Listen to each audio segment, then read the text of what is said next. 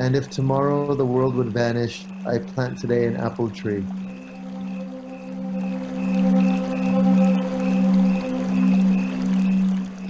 To be more in the poetry than the prose. To spend more of my time in that sort of imaginative, erotic, spiritual, intellectual space. And to really go back to my truth as somebody who comes from a Sufí lineage, who comes from a mystical, spiritual lineage, who comes from an anarchist political lineage, is to say, like, I'm not doing that anymore. I'm going to write for myself again. And if that's useful to people, then shukran, blessings, great. And if it's not, I've honored my relationship with the language I've been entrusted with.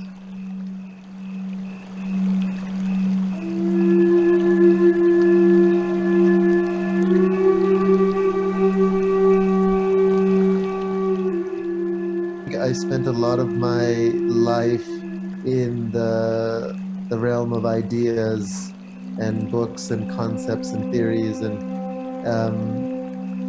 not enough time planting the apple trees, and I think that this is, and it's not even necessarily something I re-signify, because I always sort of theoretically understood the importance of growing your own food and having a relationship with seeds, and what it means to be food sovereign. And I worked for many years supporting indigenous people and smallholder farmer groups and peasant movements in their food sovereignty. And so I theoretically understood the importance of it, but to live it myself, to live in that relationship with my food, for me is the single biggest insight and shift in behavior from this whole quote unquote crisis, initiation, catastrophe, whatever you want to call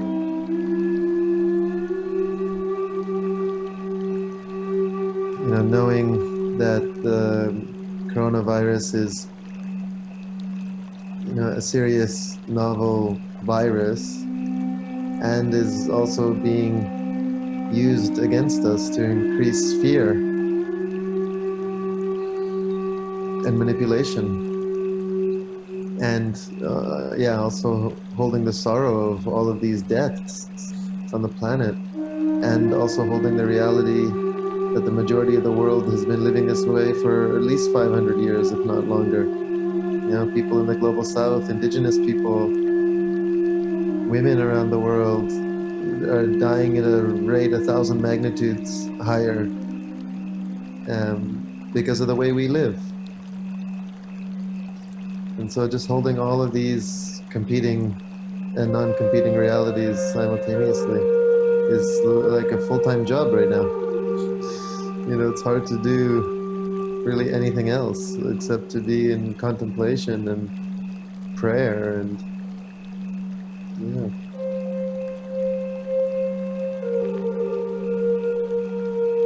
I don't even think the word processing, in terms of processing what's happening, is apt anymore, because it goes so much beyond that, right? It's infiltrating our dream space, our subconscious, our unconscious, psychedelic space, ethereal space. It's sort of all-consuming.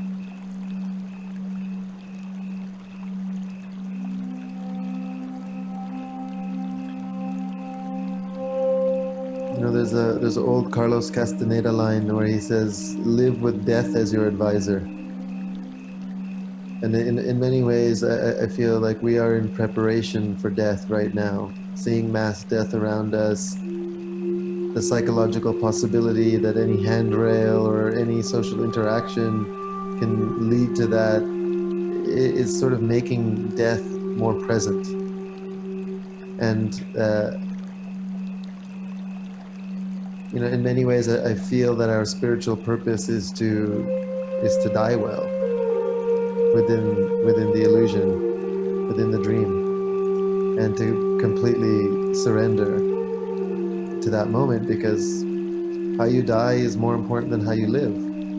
It's the culmination of all of your lessons, all of your teachings, all of your practices.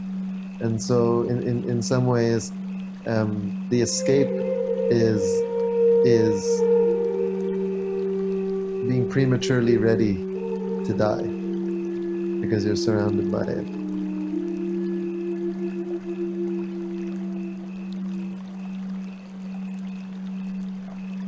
And also, we're in this like low-grade terror, in this low-grade fear all the time. Every time you open up the media, WhatsApp, all messages, there's just like a low-grade fear.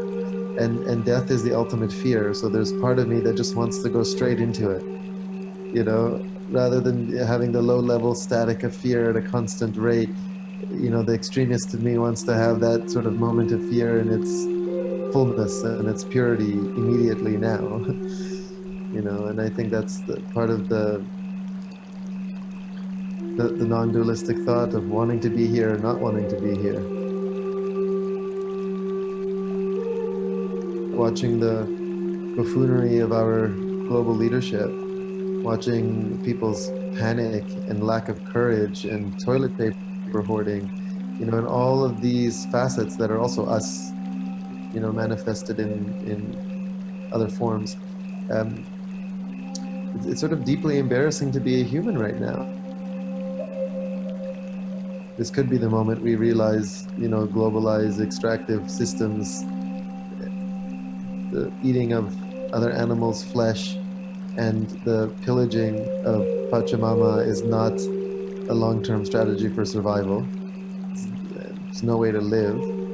And it could be the reset, or this could be the moment that nationalism and xenophobia and borders and fear and corporate bailouts also increase.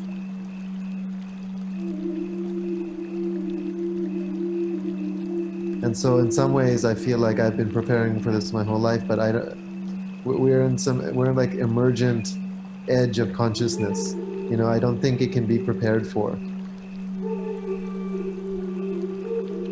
And I don't think anyone knew or could know the very sort of texture of collapse. That it would be peer-to-peer, person-to-person, breast to breast, and that it would require, social distancing, that it would attack our lungs, that the sort of nature by which this has happened, there was no one who was prepared for it.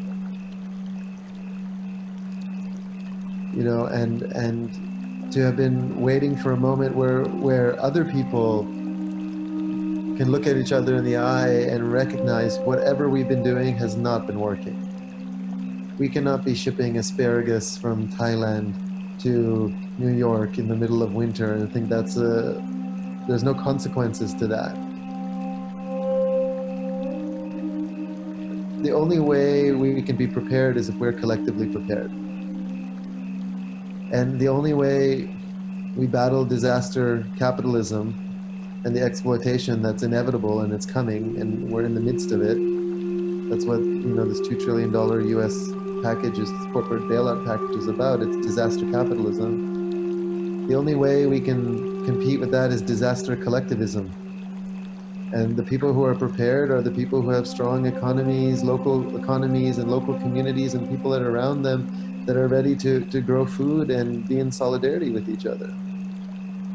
So I guess in some ways I feel ready, and in other ways, I'm also completely complicit in the global system of extraction. Our cars running on fossil fuels, we're getting parts from China and Japan, our clothes are made who knows where. It's like, I don't think any of us are ready. At a deep soul level, it does not matter if you study collapse or you're living transition or whatever, the changes that are coming are so profound. And as empathic beings, we're completely interconnected. And so, if your life is your prayer has to fundamentally change. And if your prayer is changing, your life is changing. And so in that sense, none of us are prepared. And maybe preparedness is not the thing to be. Maybe the idea of being ready or the idea of being prepared is just another delusion of the rational mind. That it's in our non-readiness and in the ambiguity and the chaos and the messiness of standing on unfirm ground. Maybe that's when the samadhi experience happens. Maybe that's when the veils get removed. I don't know.